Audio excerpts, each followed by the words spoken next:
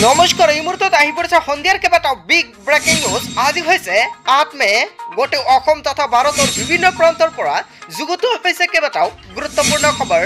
এনেবোৰ খবৰ নিতৌ পাই থাকিবলৈ চেনেলটি সাবস্ক্ৰাইব কৰি ভিডিঅ'টো এটা লাইক কৰিবলৈ নাপাহৰিব। আজিৰ আমাৰ প্ৰথমটো খুবেই গুৰুত্বপূৰ্ণ খবৰ হৈছে অসমবাসীৰ বাবে এটা ডাঙৰ খবৰ। ইভিএম কঢ়িয়াই নিয়া বাছত ভয়ংকৰ অগ্নিকাণ্ডৰ ঘটনা সংঘটিত হৈছে। হয় বন্ধু-বান্ধৱীসকল, ইয়াক লৈ ৰাজ্যজুৰি ডাঙৰ প্ৰতিক্ৰিয়াৰ সৃষ্টি হৈছে। ইভিএম কঢ়িয়াই নিয়া বাছত ভয়ংকৰ ঘটনা সংঘটিত হৈছে। দাও দাওকৈ জ্বলি উঠিল ইভিএম কঢ়িয়াই নিয়া বাছখন।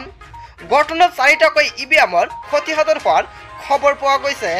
কৰ্তব্য ৰক্ষা পৰিল নিৰ্বাচনী বিষয়া আৰু কৰ্মচাৰীসকল। প্ৰায় 33গৰাকী নিৰ্বাচনী বিষয়া কৰ্মচাৰী আছিল বাছখনত। তৃতীয় পৰ্যায়ৰ ভোট গ্ৰহণৰ পাছতেই এইবাৰ বাছখনেৰে নিয়া হৈছিল ইভিএম। বিজুতিৰ ফলত আধবাটতে হঠাৎ জ্বলি উঠে বাছখন। বাছৰ পৰা জঁপিয়াই কোনোমতে প্ৰাণ ৰক্ষা নিৰ্বাচনী বিষয়া কৰ্মচাৰীসকল। নিশা মধ্যপ্ৰদেশত সংঘটিত হয় এই ভয়ংকৰ ঘটনা।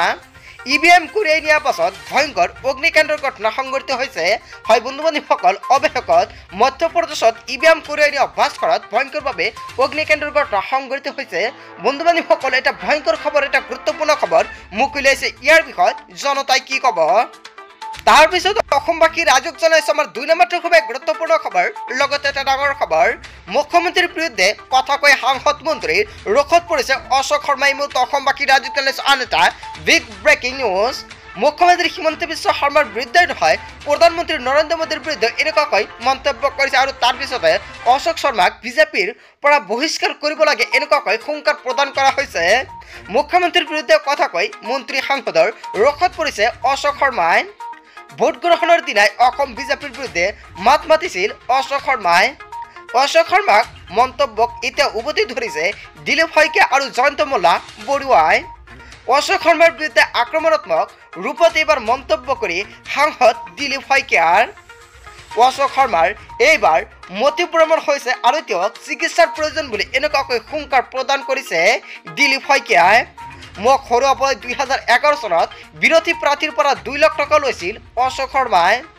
অশোক শৰ্মাক দুমুখীয়া চৰিত্ৰৰ ব্যক্তি আখ্যা দিলীপ শইকীয়াৰ। মোৰ মতে অশোক শৰ্মাক দলৰ পৰা বহিষ্কাৰ কৰিব লাগে। বিজেপিৰ ভিতৰত অসন্তুষ্টি ব্যক্ত কৰা অশোক শৰ্মাৰ বিৰুদ্ধে সৰব হৈ পৰিছে জয়ন্ত মোল্লা বৰুৱাই।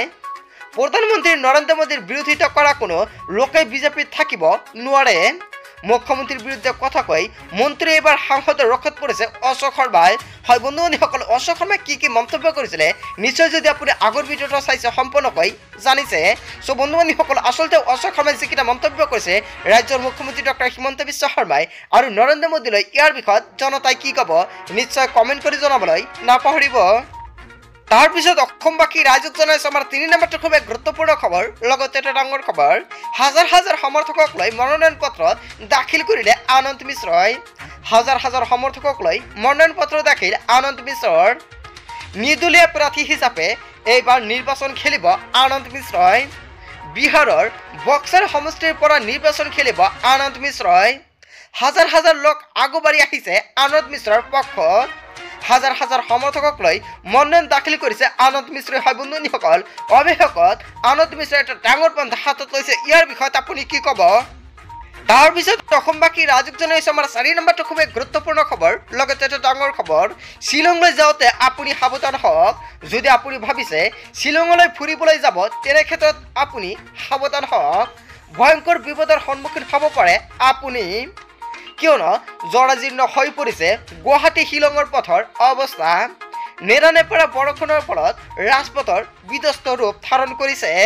ঠায়ে ঠায়ে সংঘটিত হৈছে ভয়ংকৰ পথ দুৰ্ঘটনা। চলন্ত অৱস্থাতে বাগৰি পৰিছে যান বাহন। ভিন্ন প্ৰান্তত বহু সময়লৈকে অব্যাহত আছে যাতায়াত ব্যৱস্থা। হয় বন্ধু-বান্ধৱীসকল, অৱশেষত ব্যাহত হৈ পৰিছে ভয়ংকৰভাৱে যাতায়াত ব্যৱস্থা। যদি আপুনি শ্বিলংলৈ যাবলৈ বিচাৰিছে এতিয়া ফুৰিবলৈ, তেনে ক্ষেত্ৰত আপুনি যাব নোৱাৰে। তাৰ পিছত অসমবাসী ৰাজক জনাইছে আমাৰ 5 নম্বৰটো খুবেই গুৰুত্বপূৰ্ণ খবৰ। লগতে এটা ডাঙৰ খবৰ, বজাৰৰ পৰা হঠাৎ কিয় নোহোৱা হ'ল কোভিচিল্ড। হয় বন্ধুসকল, কোভিচিল্ড ভেকচিন কিন্তু অৱশেষত বজাৰৰ পৰা নোহোৱা হৈ গৈছে। বিশ্বজুৰি বজাৰৰ পৰা এইবাৰ ক্ৰমান্বয়ে কমি গৈছে কৰোনাৰ ভেকচিন। বিশ্বজুৰি কোভিড-19 ভেকচিন প্ৰত্যাহাৰৰ কাম আৰম্ভ কৰিছে এষ্ট্ৰাজেনেকাই। কোভিড ভেকচিনৰ পাৰ্শ্বক্ৰিয়াক লৈ চৰ্চা চলি থকাৰ সময়তে ডাঙৰ খবৰ মুকলি আহিছে। বিশ্ব বজাৰত উপলব্ধ সকল ভেকচিন ঘূৰাই লোৱাৰ সিদ্ধান্ত এষ্ট্ৰাজেনেকাই। চাহিদা হেৰা তথা অন্য বিশেষ কাৰণত ভেকচিন উভতাই লোৱাৰ খবৰ কোম্পানীটোৰ। এষ্ট্ৰাজেনেকাই উল্লেখ কৰিছে বাণিজ্যিকৰণত বজাৰৰ পৰা ঘূৰাই লোৱা হৈছে ভেকচিনসমূহ। বিশ্বজুৰি বিগত সময়ত কোভিডশিল্ডক লৈ এটা উত্থাপন হৈছিল বিভিন্ন প্ৰশ্ন। ৰাষ্ট্ৰীয় সংবাদ মাধ্যমৰ খবৰ অনুসৰি কোম্পানীটোৱে আদালতত স্বীকাৰ কৰিছে পাৰ্শ্বক্ৰিয়াৰ কথা। লগতে ব্ৰিটিছ ফাৰ্মাচিউটিকেল কোম্পানীৰ সিদ্ধান্তক লৈ এইবাৰ চৰ্চাৰ বিষয় হৈ পৰিছে সৰ্বত্ৰে। এষ্ট্ৰাজেনেকাই অক্সফৰ্ড বিশ্ববিদ্যালয়ে প্ৰস্তুত কৰিছিল এই ভেকচিনটো আৰু এই ভেকচিনক ভাৰতীয় চিৰাছ ইনষ্টিটিউটে প্ৰস্তুত কৰিছিল কোভিডশিল্ড নামেৰে।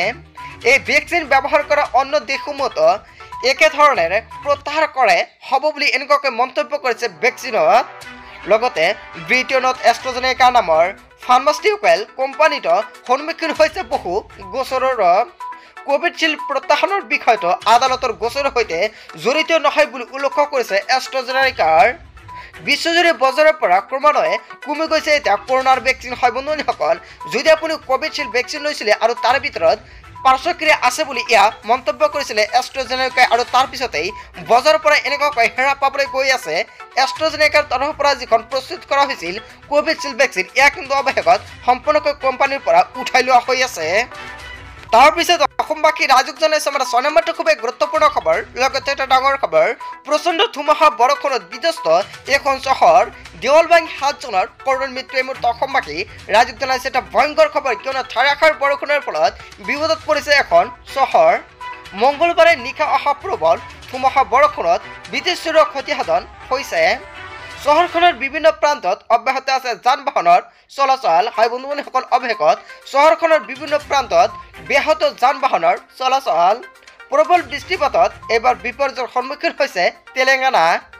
বহু স্থানত গছ উভালি পৰাত ভয়ংকৰ যান জঁটৰ সৃষ্টি হৈছে। মঙলবাৰৰ পৰা তেলেংগানাৰ কেইবাটাও অঞ্চলত হৈ আছে ধাৰাসাৰ বৰষুণ। প্ৰকাণ্ড গছ উভালি পৰাৰ বিচ্ছিন্ন বিদ্যুৎ সংযোগ। কেৱল ইয়াৰ নহয়, বাসুপল্লীত দেৱাল ভাঙি 7 জনকৈ লোকৰ কৰুণ মৃত্যু। নিহতসকলৰ ভিতৰত আছে এগৰাকী আৰু 4 বছৰীয়া শিশু। হায়দৰাবাদৰ এইবাৰ বাসুপল্লী অঞ্চলৰ ৰেণুকা এলাম্বা কলনীত এই শোকাবহ ঘটনা সংঘটিত হৈছে। লগতে নিৰ্মাণৰত এটা এপাৰ্টমেণ্টৰ দেৱাল খহি পৰাত এই শোকাবহ ঘটনা সংঘটিত হৈছে বুলি খবৰ পোৱা গৈছে। ঘটনাৰ পিছতে সমগ্ৰ অঞ্চলটোত সৃষ্টি হয় হুলস্থুলীয়া পৰিৱেশৰ। এই পৰ্যন্ত ধ্বংসশেষৰ পৰা উদ্ধাৰ কৰা হৈছে 7টাকৈ মৃতদেহ। নিহতসকলক উৰিষ্যা আৰু ছত্তীশগড় বাসিন্দা বুলি চিনাক্ত কৰিছে আৰক্ষীয়ে। হয় বন্ধুসকল, গোটেই অসম তথা ভাৰতৰ বিভিন্ন প্ৰান্তৰ পৰা যুগুত হৈছিলে কেইবাটাও গুৰুত্বপূৰ্ণ খবৰ। এনেবোৰ খবৰ নিতৌ পাই থাকিবলৈ চেনেলটি ছাবস্ক্ৰাইব কৰি ভিডিঅ'টোত এটা লাইক কৰিবলৈ নাপাহৰিব।